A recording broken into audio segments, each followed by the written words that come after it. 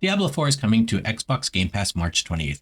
There's a lot of beginner guides out there that are outdated and extremely long, all the way up to some of them being 2 hours long. I wanted to give the new players something that's much shorter, compact, and easier to understand without having to invest 1 to 2 hours of your time before playing a game so that you feel like you can confidently play the game effectively. That is why I made this video for you guys. And as you can see, we have 5 characters in front of us. These are the characters you can choose from to play the game. There's going to be a 6th character coming later this year whenever the expansion is released. Now, also, as you see in the bottom right hand corner here, I have an application called Mobalytics. I actually do work with them. They invited me to join their creator program not too long ago, and I was super excited because I was already using their application and I was already putting my builds on there anyway. So it was really just like a win-win for me because I already love their application. I already had it installed and was running it because it gives me in-game timers as well as an overlay for any kind of builds that I want for the different characters. Real quick, just a quick overview before I hop into the rest of this. You have meta builds, community builds, the builds that you create, and builds that you favorite. And the build guides, really quickly, they'll tell you what skills to use, what gear to use, where to put your skill points. You get skill points by leveling, as well as from renown, which I will get into really quickly. And eventually, once you hit level 50 all the way up to level 100, you're going to get Paragon points, and you get 4 Paragon points per level. Every 25% of the level, you will get a Paragon point. Once you hit 100, you'll have a full 200 Paragon points. The remaining 25 Paragon points comes from your renown, and the Paragon board gets very confusing, especially whenever you're first fresh. When I first saw the Paragon board, I was so intimidated. I had no idea what I was looking at, and I had to spend a couple hours figuring it all out. The build guides does that work for you, so you can, learn them as you go by copying some of the build guides, and then as you learn the Paragon boards and you get a feel for why things are placed where they're placed and why certain glyphs.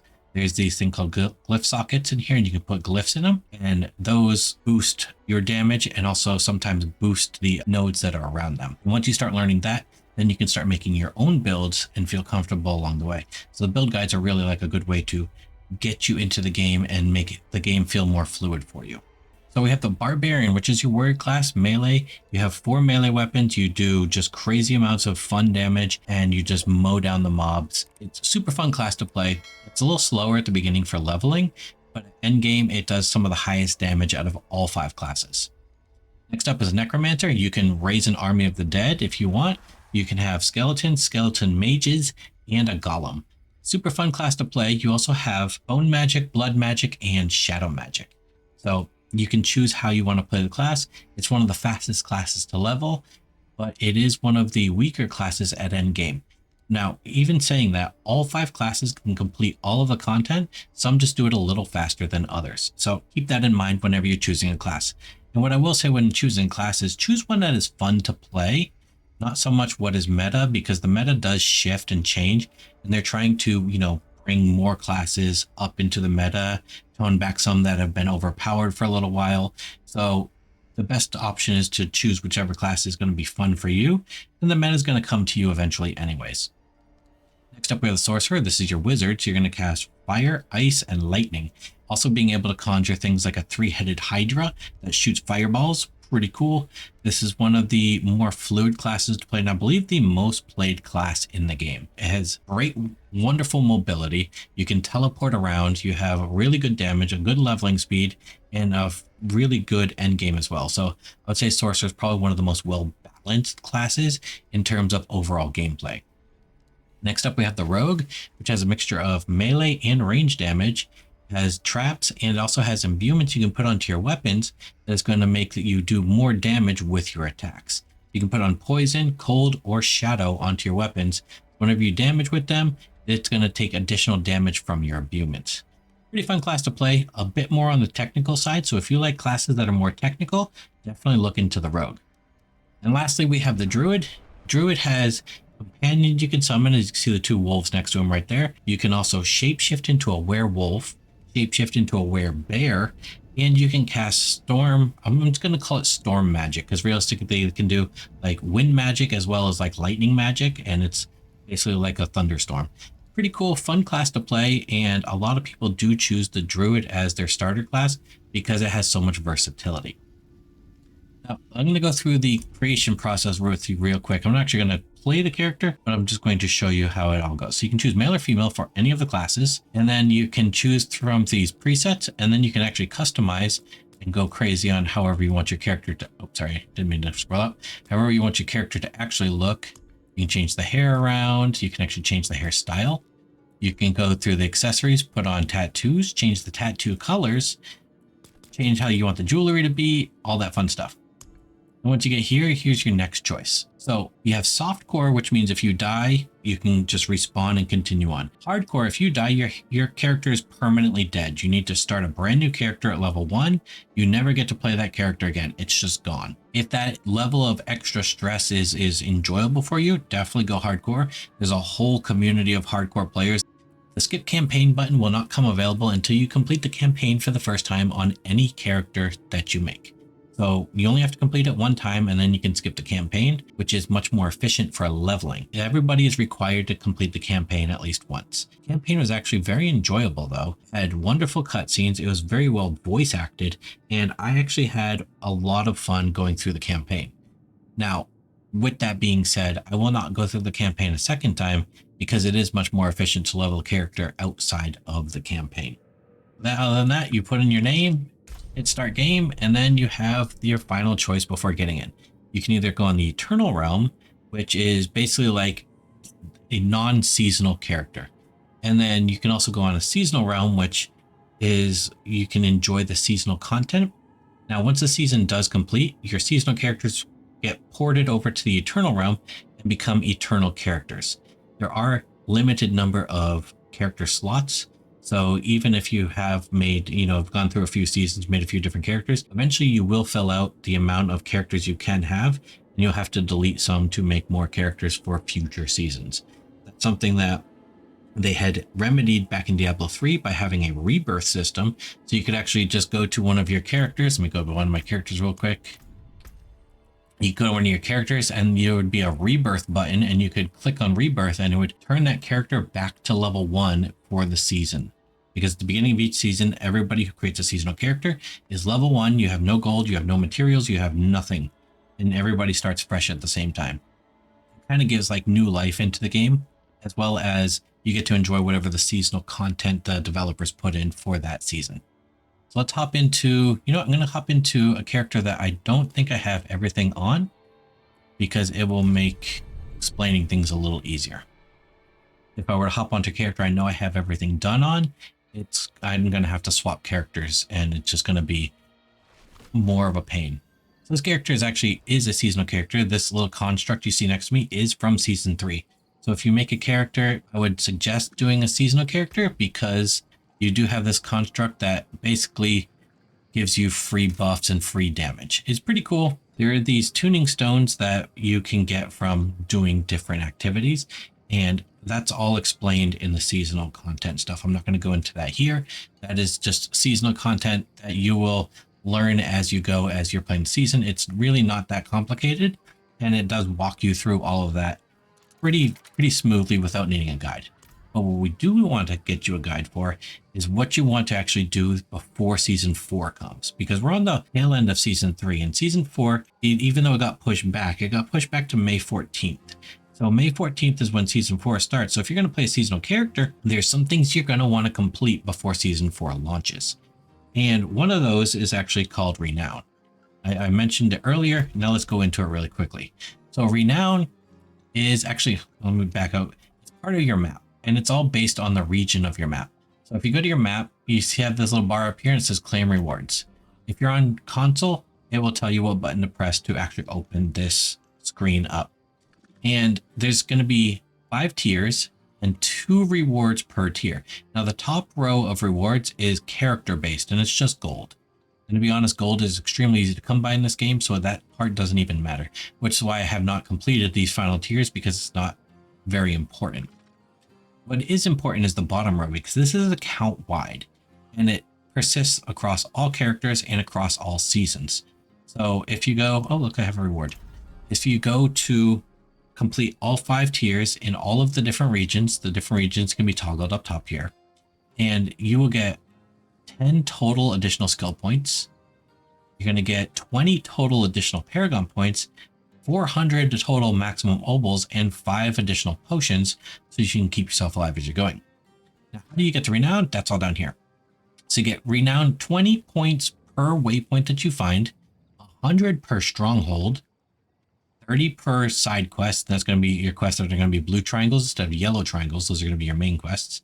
You're going to get 5 for each area that you discover, 40 for a dungeon, and 10 for something called Altar of Lilith.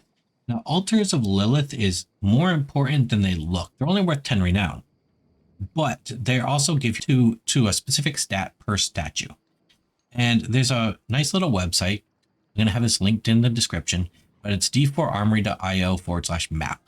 And whenever you first come in here, you see this little like stack of paper over here. All of these are going to be checked, and your map is going to look like this. And you're not going to be able to see anything. So uncheck everything except for Altars of Lilith and waypoints. Altars of Lilith, you only have to get them one time on any character, and they will be unlocked for all of your characters. And they give +2 to a stat. So this one's +2 strength, +2 strength, +2 intelligence, more strength, intelligence, dexterity. There's willpower in here somewhere. I have no idea which one. There you go, willpower. But total, it's going to give you +68 to each of the 4 stats. So it's strength, intelligence, dexterity, and willpower. You're going to get +68 to each of those stats. And that's extremely powerful for, and I believe there's some of these that actually give Paragon as well, which will get you up to your maximum Paragon. I don't know exactly where they're all located for that, but this map will allow you to go zone by zone, and it'll show you exactly where all of the statues of Lilith are, where the waypoints are, so you can get those. And as you're also getting those, you'll be removing the Fog of War from the map, which will also get you areas discovered. Now, any of the areas that you discover and remove the Fog of War from is going to be removed for all of your characters going forward, including fresh seasonal characters. It didn't used to be whenever the game first came out, but it's something that, you know, the community asked for, and Blizzard said, cool, we can do that. So discover all of the areas and get all of the Altars of Lilith and get all of the waypoints. Not all of the waypoints do carry over, but the majority of them do carry over to a brand new character and a new seasonal character. So very good thing to knock out your areas discovered, Altars of Lilith, and your waypoints. Now, once you've knocked out those, focus on strongholds. It is the biggest bang for your buck, and the strongholds will be marked by these red skulls on your map for ones you have not completed. As you can see, there's only one here. There's actually 3 in this region. There's one here, and there's also one right here. So there's a stronghold here, there's a stronghold here, and then there's a stronghold here. There's 3 in this region. This one I have not completed. So if you haven't completed, you're going to see this red skull on the map that's going to tell you to stronghold. And the stronghold is always going to be around your level or a couple levels above you, so that when you go there, it's challenging, but at the same time, not impossible to do, but also gives you really good experience. Then once you've completed those, then you're going to want to, you know, knock out side dungeons. Just knock out side dungeons. It's going to get you aspects, which I'm about to show you in a second, as well as 40 renown per, which once you have all 5 in all of the regions, you don't really need to worry about renown ever again. Because again, gold is not hard to come by in this game, so don't even worry about the gold part. Now, let's go into aspects real quick. There's a thing called Codex of Power. We open up our map again, we have the collections tab here, and we have the Codex of Power. The Codex of Power has different aspects, and these you're able to basically put them onto a piece of a rare piece of gear, and it turns the gear from rare to legendary because it has an aspect on it that is going to give you a buff. And I see these ones that are all like grayed out essentially. These ones I can go and I can get them and see someone says unlocked by completing Halls of the Damned, right? So if I click on this, it's going to put a line on my map and draw over to where the actual entrance of the dungeon is. So I could just click on this waypoint, teleport over there, run to the dungeon, complete the dungeon. This aspect will now be in my Codex of Power for me to put it onto a piece of gear. So if you see this icon on your mini map, it looks like a triangle with a circle in each corner, and you have one in each of the main cities. You can go to it and you can actually imprint onto a piece of gear. So if we go to the Codex of Power, so we wanted to put something on like whatever that is. This one is for Bone Spear specifically, which actually is the build I'm playing. And then you can go to equipment and you're going to be looking for anything that's highlighted will show you what you can actually put aspect on. So if we wanted to put it onto this weapon, for instance, we could just put it in there and it's going to show you does, 60% bonus damage to vulnerable enemies, which is pretty cool. With the current Codex of Power, it is the bottom tier role of the aspect. Coming in season 4, you're going to be able to take aspects that you find on legendary pieces. Like you see, I have, the exact one right here. Well, this is imprinted, but you'll be able to find aspects on pieces of gear like this one. See where it doesn't say imprinted in the front there. It just says deal 23% increased damage while you have a barrier.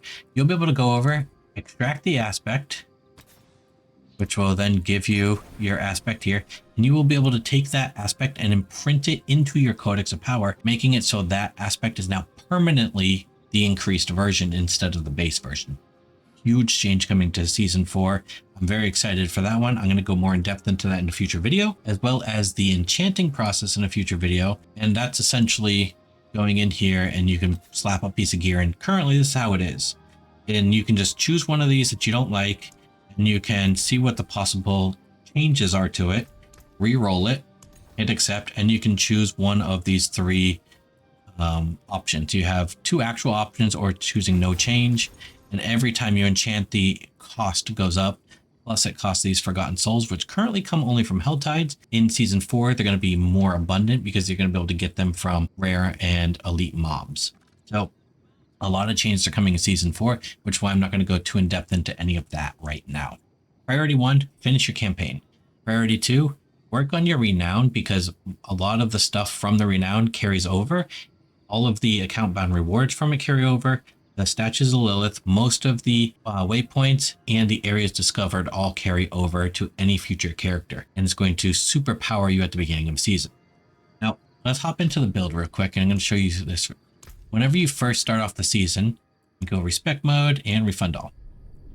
So whenever you first start off the season, if you've completed your renown, you're going to have 10 skill points at level 1 before you even leave the town. So you can just put 2 points in to whatever ability you like.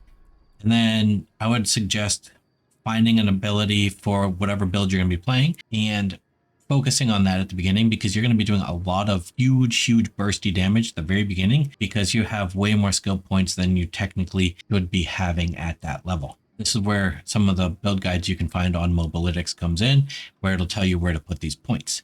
Now, whenever you're leveling your first couple of characters, like all the way up to about level like 40 or 50 or so, I would just go through and test all of the abilities that you have available to you for each of the classes and see what feels funnest to you.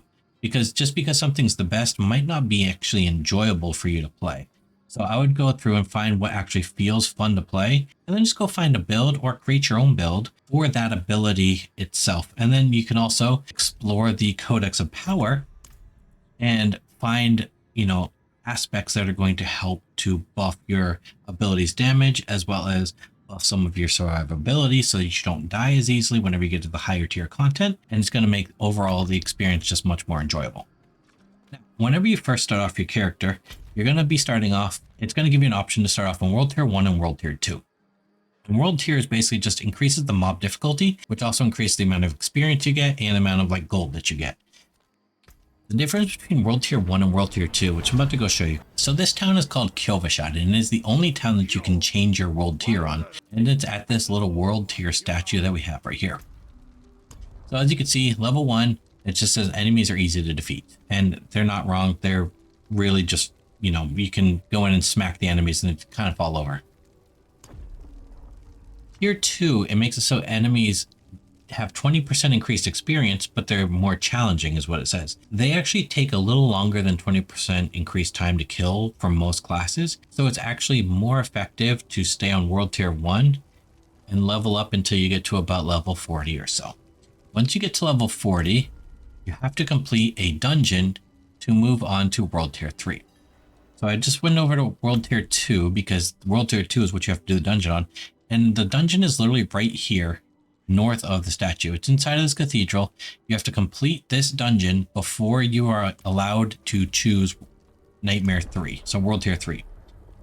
Both of these will be locked at the very beginning.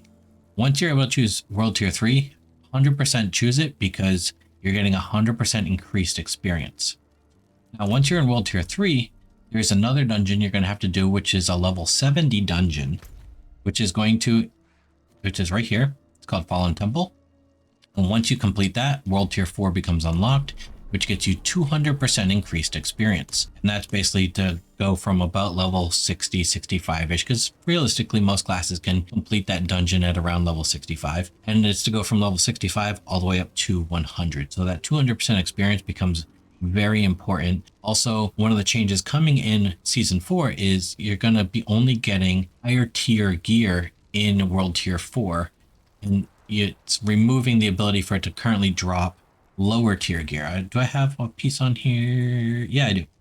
So currently you can get sacred items from World Tier 4 and World Tier 3. Coming in Season 4, sacred items will only drop in World Tier 3.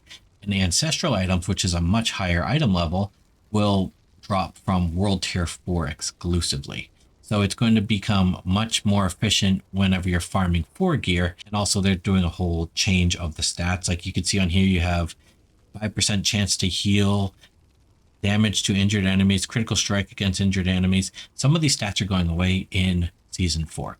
So I wouldn't focus too much on trying to min-max some of the builds and spending a lot of time trying to re-roll pieces in the current season, because whenever Season 4 does come, it's going to be much more efficient to actually level and gear up your character than it currently is. So that's why right now is a good time to try all of the different classes, try all the different builds that you like, see what feels good to you, complete the campaign, complete your renown, and have a lot of fun. Try the Season 3 content. This little construct friend is actually really fun to, get his tuning stones for and run the new dungeons that they put in specifically for Season 3. And they put in a whole new area for Season 3. I'm not going to spoil any of it for you because I want you guys to go have fun and play that. So that is what I have for you. That is the nitty gritty of what you actually need to know. You don't need a 2-hour video that goes into the details of every ins and out of the game. Sometimes it's fun to just discover things. So go out and discover. Have fun. You have build guides available if you want them. You can use Mobalytics. It has a good overlay if you have the actual app, which I believe I can pull up the app. Let me just grab it from my other monitor real quick and pull it over. So you have the actual app that you can have as well, like on your other screen. And it's got an interactive map. So whenever you do get to World Tier 3 and World Tier 4, and you get to the Hell Tides, it actually shows you where events are. So you can just go from event to event, and it makes it more efficient to find the cinders to unlock the Tortured Gift of Mysteries or the Living Steel Chest. Those are the big expensive ones that give the most amount of rewards. So Hell Tides are extremely fun to do and a really good way to get a bunch of new aspects that could potentially supercharge your build. So keep that in mind. And it's also a really good way to just level up in general. So you can have this on another monitor. I am going to talk to the developers and see if it's possible for us to get a overlay in game. Like if I could have like a little mini map that just kind of sits here in the bottom corner. I don't really need my chat too much anyways. Or, sits in this corner over here, and I could just hold tab and move this wherever I want it to be. And yeah, or even just stack it right on top, since you don't really need quests once you're in game content anyways, and just have an interactive map there. I think that would be a wonderful addition. So I'm actually going to message one of the people I know from Mobalytics that I talk to on Discord sometimes, and see if that is an option we can get in game, because I think that's going to send this app into the next level of awesomeness. But if you've enjoyed this guide, or if it helps you in any way in your beginning journey into Diablo, let me know. If there's anything that you have questions about, leave a comment. I can make videos on literally any part of this game. I've had a lot of fun playing it, and I've learned a lot about it, so I can answer almost any question that you can throw at me at this point. So let me know in the comments if there's anything that you want to see in the future. I can definitely work on that and see if I can get it knocked out for you in a 1 or 2 day turnaround. And I can hopefully get all of your questions answered. And if it's something that's easy to answer, I can just respond to your comment and tell you this is what you're looking for. I'm going to be making some Necromancer guides, as I always do every season, in Season 4. So if you're going to be playing on Necromancer, drop me a subscribe. If you're playing any other class, if you want and you like the way that I present things, drop a subscribe anyways. I might not cover all of the classes, but I will cover other details about the game, especially when it comes to Season 4, because we're going to be getting some new systems into the game, and a lot of people are going to have questions for that. So if if you're looking for that kind of content, let me know. I got you covered. Other than that, have a nice day, and I hope you enjoy the game. Bye.